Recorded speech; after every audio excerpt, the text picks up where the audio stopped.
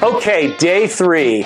Welcome back to the 4 Chains and day 3 of a day 4 poker odyssey, and this was by far the craziest day. At the start of the day, everybody was talking about Doug Polk. He had played a pot the previous night for over $700,000 and had lost. Apparently, actually, total on the stream, Doug and his partner lost close to $1 million. His partner in the lodge, if you saw the vlog, comment whether that's true. I haven't seen it yet. It was a stream. I did not want to make things worse for Doug Polk on this day, but of course, if you know me, you know that I did. First, let me just say about my table, it was incredibly fun. We spent more time joking around than playing. They had the Sparta table going on across the casino. I was glad I wasn't in that this day. I was still sore from the push-ups I'd done the previous day. If you want to know about Sparta Poker, you can check out that video if you've already seen it. That was yesterday's. One hand that I thought was interesting, I'm not sure why I said that. Obviously this isn't one of those videos where you see every hand, so I'm obviously only including interesting hands. That seems like a dumb thing to say. Anyways, I was under the gun with pocket nines.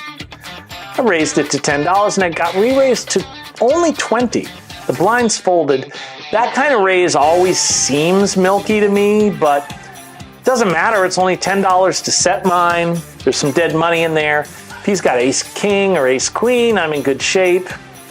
It turns out he had kings. Didn't know that at the time, but I guess it wouldn't have mattered if I would because I hit my set on the flop. But there were 2 clubs. So now I don't want the reverse that I've done to other people to happen to me.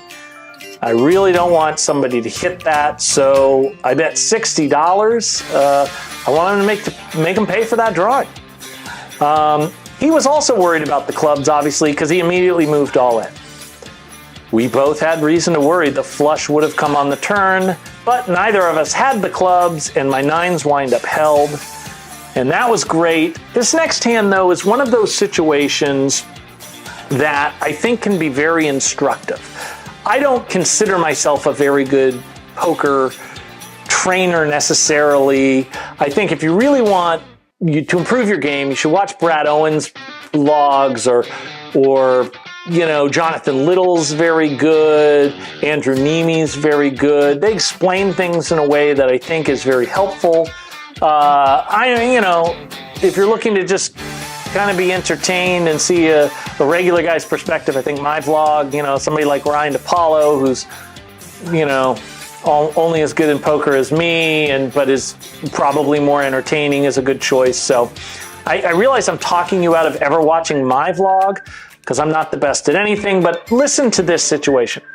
I've seen a lot, and maybe you do this, where you have a certain card, certain set of cards, certain thing comes on the flop, and then you make decisions in advance that if a certain card comes that you can't be beat, and if that card doesn't come, then you're gonna be beat. But hands always change when you get more cards that are the community cards, and this is a situation where that really cost a guy. So he raised pre-flop with king-queen offsuit. I'm in the small blind with ace-7 of hearts. The big blind folds. I'm calling. The flop comes ace of clubs, 10 of hearts, 6 of hearts.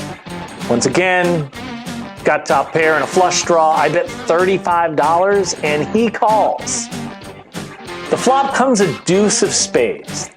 That's probably a blank. I bet $45 and he tank calls. Now, we know he has king queen, so what is he hoping for? Does he think a king or a queen would give him the win? I wouldn't in his shoes, but maybe that's reasonable. Obviously, what he really wants to hit is a jack, and he does.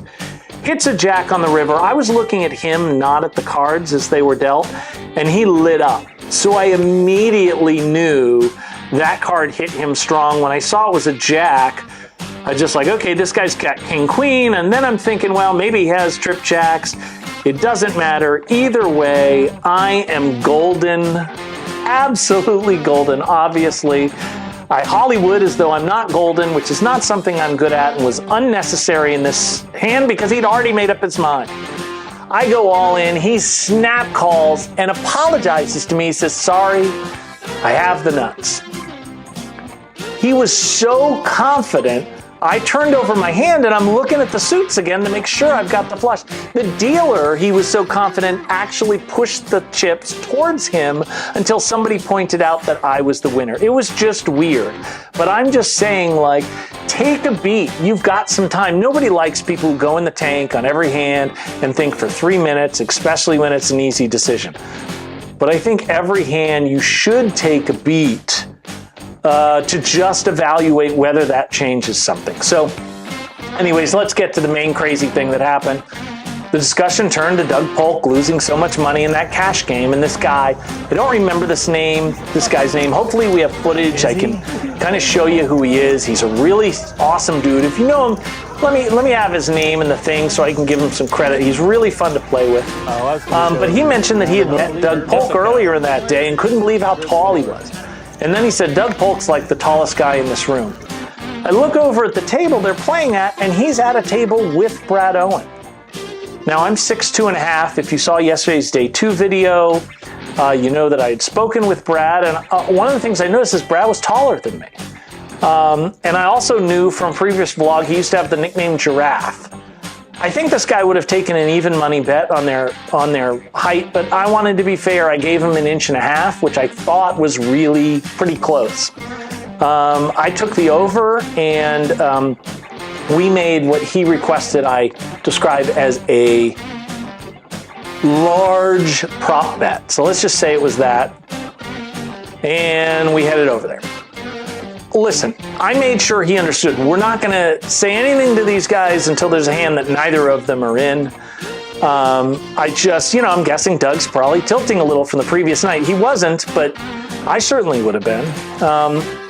So we waited, and then we asked them, and the discussion had more back and forth that was necessary. They could have just stood next to each other.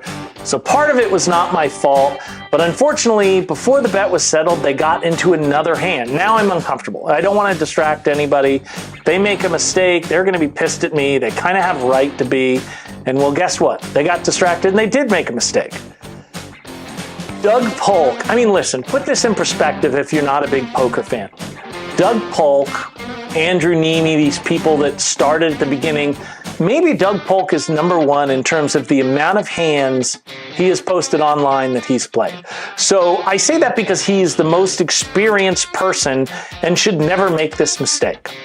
Here's what the mistake was. He says right into his camera out loud, okay, I pick up pocket eights in middle position, and then he stops, and there's a pause, and the table is stunned, and then he follows up with, you know what? I guess I have to fold now, and the whole table erupted in laughter.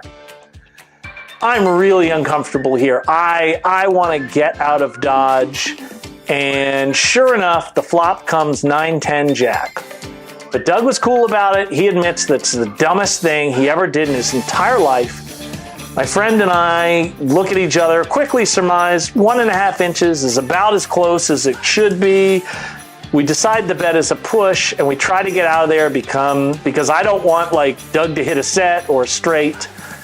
And that just would be really bad. Unfortunately, Doug continues to laugh so hard that blood starts gushing out of his nose. I know this sounds like total bullshit, but I promise you, if you follow them on social media, ask them, they will confirm this story. It was crazy. Now, I got out of there before any cards were dealt. I am hoping he did not hit the set or did not hit the straight, because he would have had a lot of money. He's a very aggressive player, and he would have put money in there and then not hit the set or the straight. He could have lost a lot. So it's possible I saved Doug Polk hundreds of thousands of dollars. Maybe not, but that's what I'm hoping for. Anyways, an hour later, we look over and Doug's still got Kleenex in his nose. My buddy, he agrees to go over there and apologize to him. He does. Doug's cool. He lets us play another night, the rest of the night, and come back tomorrow. And that means I have more hands to tell you about. Look at this one. Under the gun raises to $6. And there's a re-raise to $20 from the hijack.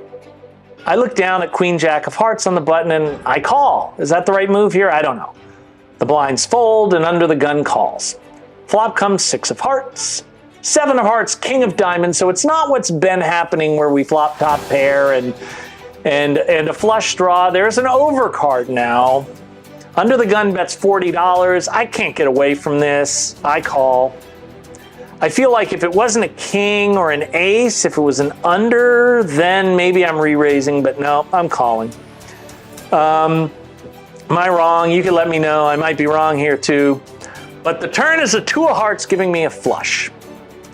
The under the gun checks, so now I'm thinking, okay, he sees the heart draw. He's got a king, but maybe he's got a really low flush that he's scared about. I bet $75 and goes into the tank, and then he calls. The river is a 10 of hearts, and under the gun moves in, it's only $105 more. I got a real bad feeling in my head. I mean, I'm thinking about Juice Newton's words. They're just echoing in my head. I'm playing with the Queen of Hearts. I know it ain't really smart. The Joker ain't the only fool who'll do anything for you. I don't know why that song was so popular. Those lyrics make no sense. They don't even seem to apply here because we're not playing with jokers. But you realize I've got a bad feeling, but I just gotta go ahead and call. He shows ace of spades, king of hearts. So this is the 3rd time I've lost flush over flush. I decide it's a good time to call it a night and come back for my final day tomorrow. Will my winning streak continue? Tune in for some crazy hands. And this is the day they allowed me to record the actual hands. And there is one of the craziest hands I've ever played, followed up by only a slightly less crazy hand.